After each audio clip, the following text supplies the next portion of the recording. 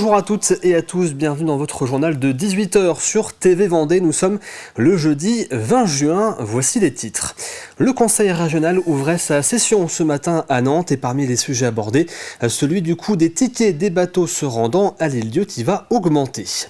Les élections législatives des 30 juin et 7 juillet prochains approchent à grande vitesse. Nous avons suivi une rencontre entre des candidats et des agriculteurs. Et enfin, 160 élèves de CM2 de la commune d'Esnay ont reçu une médaille pour marquer leur obtention du passeport du civisme. Objectif, sensibiliser à la citoyenneté à travers l'implication dans la vie locale.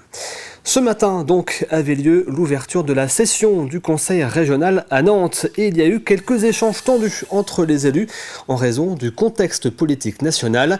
Parmi les sujets abordés, la préservation de la Loire, le budget régional, mais surtout les transports. Il y a eu notamment débat autour de la hausse du prix des traversées à destination de l'île-dieu, une hausse qui est entérinée et assumée par la majorité au sein du conseil régional.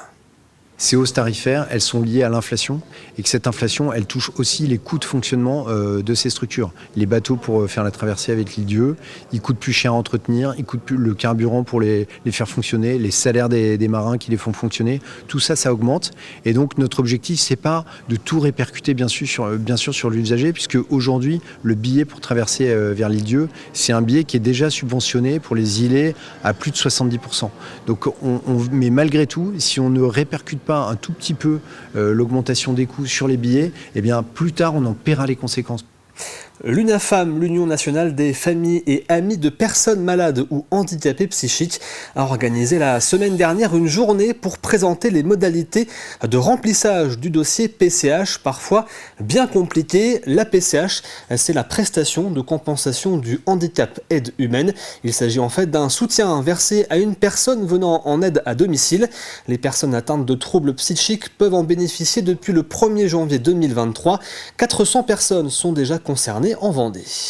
C'est un dossier très technique qui nécessite vraiment qu'on ait un socle de connaissances commun pour pouvoir remplir très correctement les dossiers pour les usagers en santé mentale. C'est essentiel parce qu'en fait, quand vous mettez ou un habitat inclusif ou un habitat ordinaire avec une prestation de compensation handicap aide humaine, pour les usagers en santé mentale, c'est vraiment un élément, ce sont des éléments très forts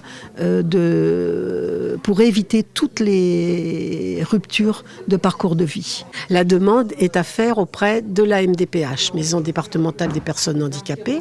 Donc il y a une MDPH dans chaque département, il y a les formulaires de demande et il faut bien évidemment, c'est ce que je vais expliquer cet après-midi, compléter ces formulaires de demande CERFA par des questionnaires complémentaires de recueil d'informations qui vont permettre à la MDPH de bien comprendre la situation de la personne, de bien comprendre ses difficultés au quotidien et de pouvoir effectivement lui attribuer un plan d'aide adapté à ses besoins.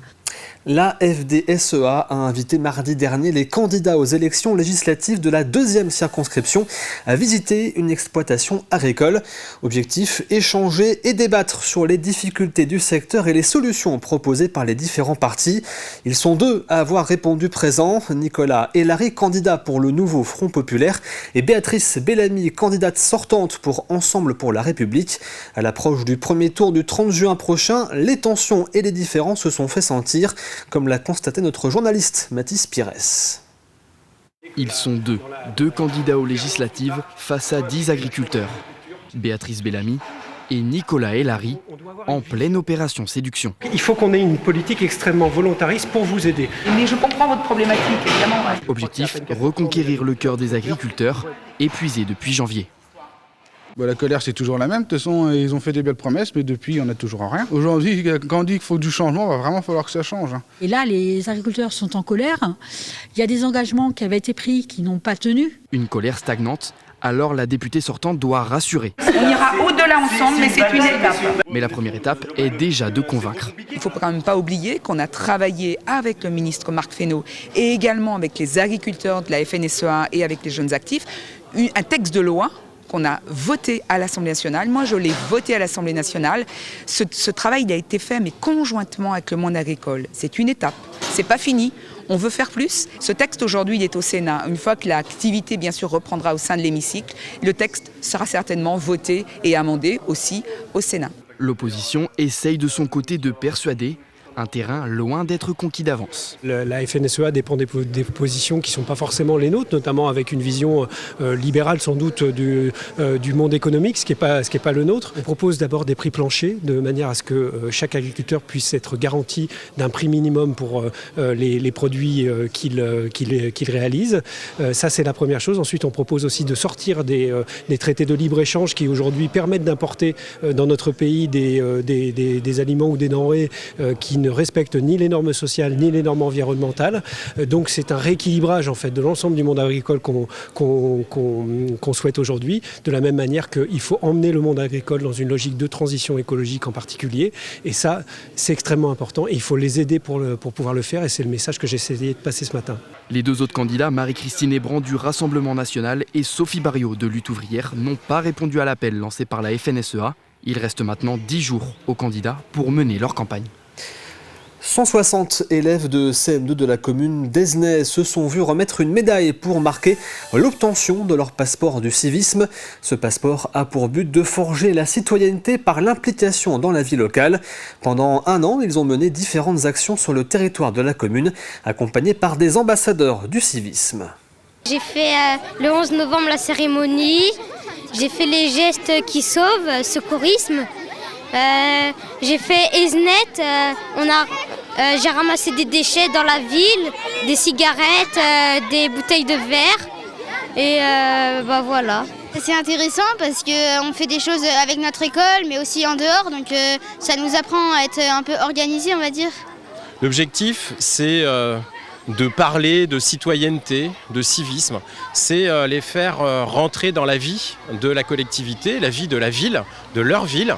Et pour nous, c'est important parce que ce sont les jeunes de demain qui, eux, vont construire aussi la ville. Donc c'était un vrai objectif pour nous de mettre en place ce passeport du civisme. Et là, on arrive à la fin de la première année. Et donc c'est un beau moment qu'on a pu partager avec eux tout au long d'un certain nombre d'actions pendant toute cette année. Et demain, nous sommes le vendredi 21 juin, date traditionnelle de la fête de la musique. Et notre journaliste Tim Bastard a fait le tour de l'ensemble des animations prévues pour nous proposer ses coups de cœur. Alors Tim, quels sont justement vos coups de cœur ? Eh bien, mon premier coup de cœur, Simon, c'est ça. Voulez-vous que je vous avoue que je vous aime ? Cela changerait-il quelque chose ? Cette musique, vous la connaissez peut-être, c'est le groupe vendéen Léonie. Voulez-vous ? Ça nous rappelle de beaux moments passés sur la plage et justement, ce groupe sera présent aux Herbiers à 20h pour un concert. C'est de la musique solaire et en ce moment, on en a bien besoin. D'ailleurs, rien de mieux que de la musique latine pour réchauffer un petit peu l'atmosphère. Et pour ça, direction La Roche-sur-Yon, où de nombreux concerts sont prévus tout au long de la soirée. Des groupes aux influences latines comme par exemple Fiebra Cubana et Vibration Latina seront d'ailleurs présents autour de la place Napoléon. Et enfin, au niveau de l'île-Dieu, les 25 percussionnistes du groupe Batucayou seront aussi présents pour mettre l'ambiance à partir de 19h30. Alors la fête de la musique, Tim, on le sait, c'est aussi l'occasion parfois de découvrir des styles musicaux qu'on n'a pas forcément l'habitude d'écouter chez nous. Exactement, par exemple à Pouzauges, le rock est mis à l'honneur toute la soirée à partir de 20h30 avec le duo Pink World ou encore à 22h avec l'autre groupe SG Cover. Dans un autre style, ce sont 3 chorales qui vont se succéder à Fontenay-le-Comte à partir de 18h45 et ce jusqu'à 21h. Mais bon, le pays de Fontenay a prévu justement divers concerts pour plaire à un large public. Mais ce qui est bien la fête de la musique, c'est aussi de donner la parole à de petits groupes indépendants qui permettent justement de reprendre des classiques et de réunir tout le monde. Je pense notamment au petit groupe Pelican Dreams qui sera au bar La Centrale à Luçon à 20h30 et à la même heure, à la presqu'île de l'Aiguillon, c'est le groupe Six Soul qui va reprendre des classiques de la musique des années 80 à nos jours pour faire danser toutes les générations. Alors la fête de la musique, ça dure plusieurs heures, c'est souvent le soir et parfois on peut avoir un petit creux, envie de manger quelque chose et là aussi vous avez repéré quelques bons plans. Oui, généralement des services de restauration sont prévus sur place, des bars, mais là aussi j'ai mon coup de cœur et pour ça direction le Remblai de Saint-Gilles-Croix-de-Vie où le nouveau glacier La Garenne a prévu un DJ set à partir de 19h en face de l'océan. Alors au programme de la musique, des produits locaux et, on l'espère, du soleil. Alors justement, le soleil, pas certain qu'il soit au rendez-vous sur l'ensemble du territoire. Si ce n'est pas le cas, il y a aussi des choses de prévues samedi. Exactement, c'est ce qu'espèrent certaines villes, comme par exemple Jars-sur-Mer, qui a tout misé sur samedi 22 juin. De 10h30 à 23h, vous êtes invités à venir danser à Jars-sur-Mer. Et même chose à Noirmoutier, à la Guérinière. Samedi à partir de 19h30, vous pourrez retrouver l'orchestre de Beauvoir-sur-Mer. Merci Tim, de quoi passer un très bon week-end. On continue avec justement le Sunshine Vendée Tour qui est de retour pour une 6e édition. Ce challenge équestre de saut d'obstacle se déroule sur 5 manches jusqu'à fin juillet. On peut penser que ces jumping s'adressent qu'aux cavaliers et leurs familles et leurs grooms. Non, c'est ouvert à tout public qui veulent voir du beau spectacle dans des sites remarquables, enfin très très chouettes. Je pense à Chaland parce que c'est très ombragé et c'est sur de l'herbe, donc s'il fait beau, c'est vraiment super. Mais les autres concours aussi sont très... ça vaut vraiment le coup, il y a du beau spectacle.